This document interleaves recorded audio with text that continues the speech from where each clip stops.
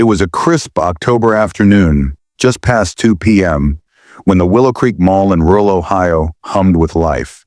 The parking lot brimmed with pickup trucks and minivans, their tailgates still dusty from the harvest season. Inside, the polished marble floors gleamed under the glow of neon signs, advertising everything from sporting goods to cinnamon rolls. The food court buzzed with the aroma of sizzling fries and fresh coffee, drawing families and teens alike.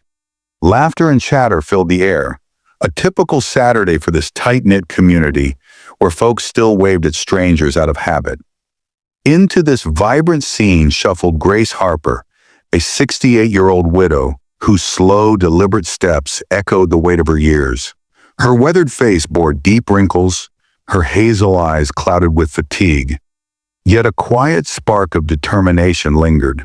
She wore a faded denim jacket over a threadbare sweater, her gray hair tucked beneath a worn baseball cap from her late husband's days as a high school coach. A small tote bag hung from her shoulder, its strap frayed, carrying a modest lunchbox and a bottle of pills, her daily companions since arthritis slowed her down. Grace had come to pick up a toy truck for her grandson Tommy, whose birthday was next week. Her son Lucas was out of town on business, and she'd insisted on handling it herself, clinging to a shred of independence. As she navigated the crowded corridor near the food court, her old sneakers, scuffed from years of walking the gravel roads of her farm, slipped on the slick floor. A sharp gasp escaped her lips as she fell, her body hitting the ground with a dull thud. Her tote bag flew open, spilling the lunchbox and pill bottle across the tiles. For a heartbeat, the mall seemed to freeze. Then the murmurs began. "Oh man, the old lady's down!" A teenage boy in a Letterman jacket snickered, pulling out his phone to record. A group of girls nearby burst into giggles, one whispering, "Is this a prank?" A middle-aged man in a flannel shirt strolled past, tossing a casual, "Get up, Grandma, you're blocking the way." Grace's hands trembled as she tried to push herself up, pain shooting through her knees.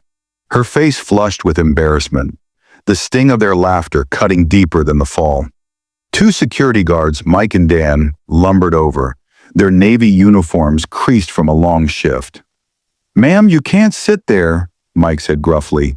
"People are complaining. Move along. This ain't a rest stop." Dan nodded, adding, "Yeah, you're causing a backup. Let's go." Grace's eyes welled with tears, not from the physical ache, but from the humiliation. She reached for her tote, her fingers brushing the spilled contents, but no one stepped forward to help. The crowd thickened, some recording, others whispering. A young mother averted her eyes, pulling her child closer, while a cashier from the pretzel stand shook her head. Grace's breath hitched as she muttered, "I just needed a toy for my grandson." Her voice trailed off, drowned by the hum of indifference. The guards exchanged a glance, then Mike bent down, not to assist, but to grab her arm. "Come on, up you go," he said, yanking her slightly. She winced, her frail frame struggling against his grip. Suddenly, a rapid thud of footsteps cut through the noise. A tall figure in a sharp gray suit, his polished shoes clicking against the floor, pushed through the crowd. Lucas Reed, 32, his face a mask of panic and fury, shouted, "Mom!" The mall fell silent. Phones lowered. Laughter died. Lucas dropped to his knees beside Grace, his hands shaking as he gently lifted her. "Mom, are you okay? Who did this?" His voice cracked, tears brimming in his eyes. Grace, still dazed, squeezed his hand, her own tears spilling over. The boy filming pocketed his phone, his smirk fading.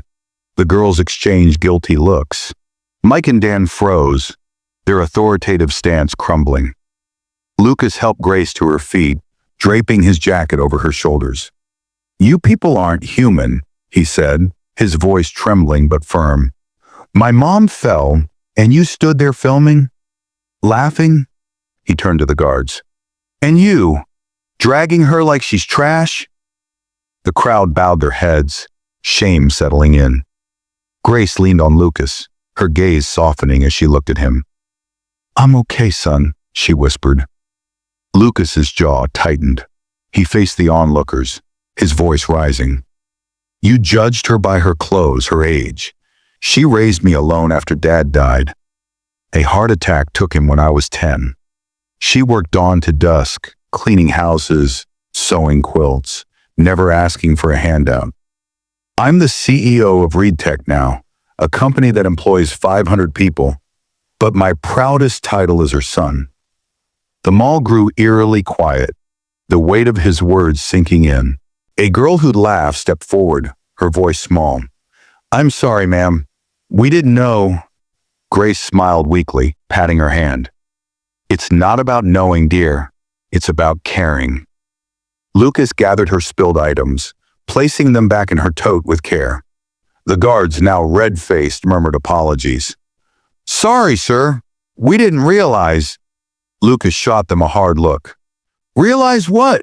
That she's human? Even a stranger deserves respect." As they turned to leave, a man in a suit hurried over. "Mr. Reed, your car's ready." A sleek black SUV waited outside, its engine humming. Whispers rippled through the crowd. "He's some big shot?" But Lucas ignored them, guiding Grace toward the exit. He paused, turning back to address them all. "You saw a frail woman and mocked her? She's the reason I am who I am. My mom sacrificed everything, sold her wedding ring to pay for my college. Today you shamed her. Tomorrow think twice." The SUV door closed behind them, and as it pulled away, a heavy silence blanketed the mall. The next morning, a bystander's video hit Instagram Reels captioned, "Mom fell." The crowd laughed, but her son's truth silenced them. It racked up millions of views, comments flooding in. "This is what family looks like." Respect elders trended nationwide. The mall manager shaken called an emergency meeting. A week later, a sign went up. "Every elder deserves dignity." A staff training program on empathy was launched, and a VIP elder assistance team was formed. 1 month later, a small ceremony filled the mall's atrium. Grace sat on a stage, her smile radiant, Lucas beside her, beaming with pride. The manager spoke. "We failed, but we're learning." This is for Grace Harper, who taught us compassion. As applause erupted, Grace took the mic. "I'm no hero, just a mom. If my fall woke someone's heart, maybe it was worth it." The crowd stood clapping, while a girl in the back, once a mocker, wiped tears, her face alight with regret and hope. From that day, Willow Creek Mall transformed.